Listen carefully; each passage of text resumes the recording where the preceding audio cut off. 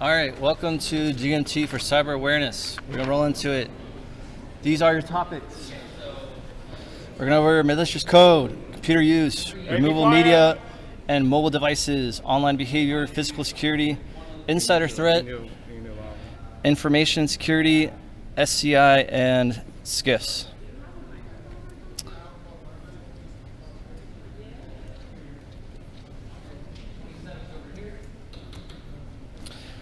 What is malicious code?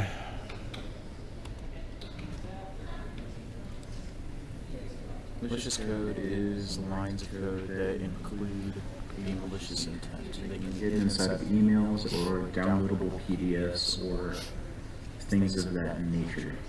The main point on it is to just be mindful of what you're downloading or opening in your email, where it's coming from, the accountability or integrity of the person it was received from, etc.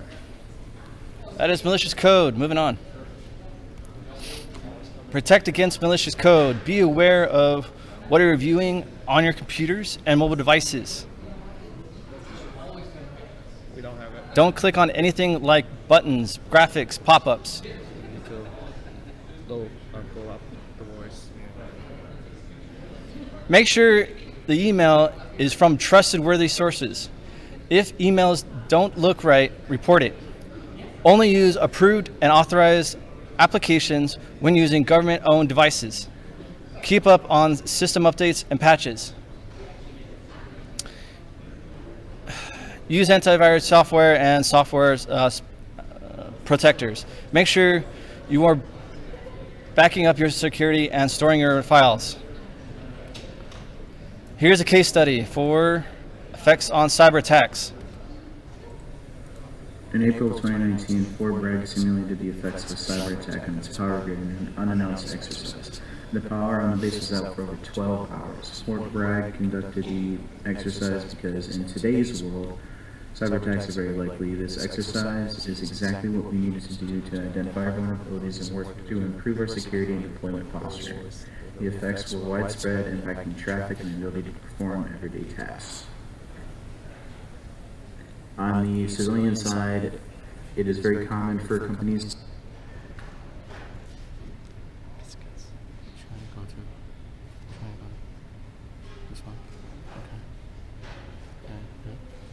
I'm just going to go to the next one. All right. Well, computer and CAC use. Here's for computer CAC use. In order to gain access to a DoD-issued machine, whether it be here at the NOSC or one that is issued to you for whatever reason, you're going to need two things. You're going to need your Common Access Card, or CAC, and the PIN that goes to such. On that card is your fingerprints, as well as your social and all the identifying information to say, hey, this is me. To allow someone to use your access by piggybacking and walking away or something like that. By you being the one logging into the computer, you are therefore seen as the one doing such action. It does not matter any other IDs that are in the machine or what the person does. Anything that is done on the machine while you are logged in is considered to be an action of yourself unless proven otherwise. So be very mindful on who has your PIN or access to use said computer while you are the one logged in. Moving on. Computer use continued. If your identity has been stolen, report it immediately to bank installations, credit card companies, credit reporting agencies, as well as report it as a crime to local law enforcement.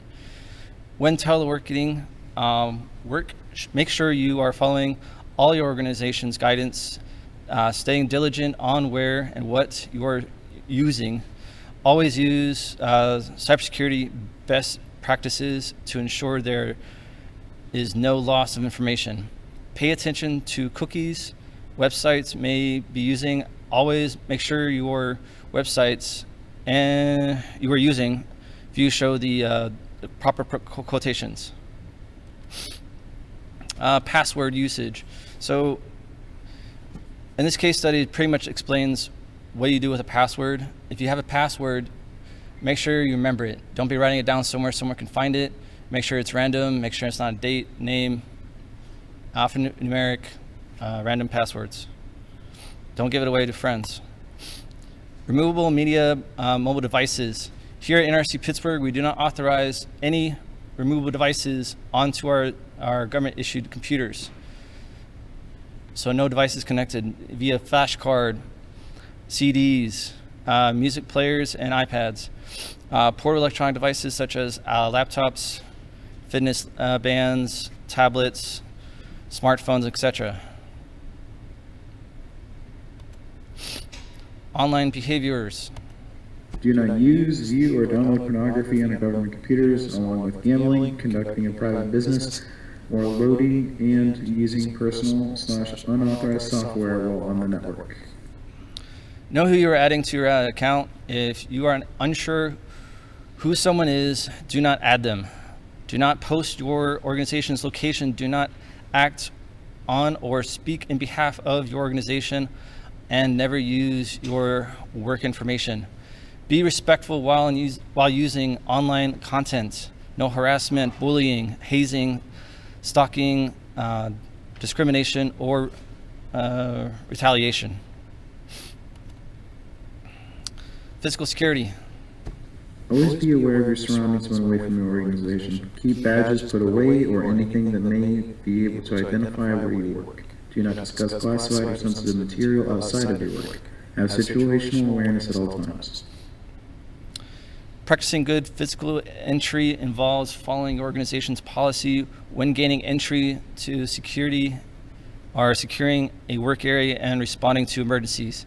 Don't allow others to gain access or piggyback into secure areas. Report suspicious activity and protect all information from public view.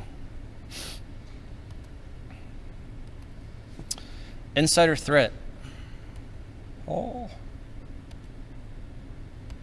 Insider threat uses authorized access, wittingly or unwittingly, to harm national security through unauthorized disclosure, data modification, espionage, terrorism, or kinetic actions resulting in loss or degradation of resources or capabilities.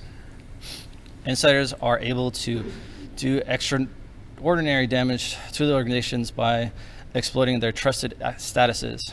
In other words, taking advantage of just day-to-day norms and practices. Detecting insider threat. DoD and federal policies require agencies to establish their insider threat programs aimed to deterring, detecting, and mitigating the risks associated with the insider threats. Indicators for identifying insiders who exhibit potential risks are using activity monitoring and workplace reporting. This could mean referring individuals to get counseling or other types of help. Identifiers: divorce, death, alcohol, substance abuse, untreated mental health, and financial difficulties. Unreported will be like foreign contact, misuse of sensitive and classified information, or divided loyalty or allegiance to the U.S. Information security. Unclassified information must be cleared before being released to the public and must always be clearly marked with unclassified or any caveats such as for official use only. If it is compromised, it could affect the safety of the government personnel, missions, or systems. Sensitive information may contain PII, financial records, information provided by a confidential source, or information that could compromise government's missions or interests. Always properly mark sensitive information, store on authorized information systems, reduce risk of access during working hours, and make sure it is locked up if no security is present. Always follow your organization's policy for retention or disposal. Information security. PII included SSN, social security numbers, date and place of birth, mother's maiden name, biometric records, protected health information, and passport number. PHI is a subject of PII, health information that identifies an individual created or received by a healthcare worker and relates to physical and mental health, provision of healthcare, and payment for the provision of healthcare. To protect this information, always follow your organization's policies. Always encrypt PHI when sending emails, Never allow sensitive information in a non-government issued mobile device, and never use personal email accounts for transmitting or receiving PII, PHI. Information security classified data. Confidential information has damage to national security. Secret has serious damage to national security. Top secret has exceptionally grave damage to national security. If a spillage occurs, immediately notify your POC. Do not delete the suspected files. Do not forward, read further, or manipulate the files, and secure the area. Sensitive compartmented information. Sensitive compartmented information is a program that segregates various types of classified information into distinct compartments for added protection and dissemination or distribution control. Introduces an overlay of security to top secret, and confidential information. You require a top secret clearance to have access. Any questions? Cyberware. Sweet. Give me a quick sec and we'll go on to the next. You want to take a break?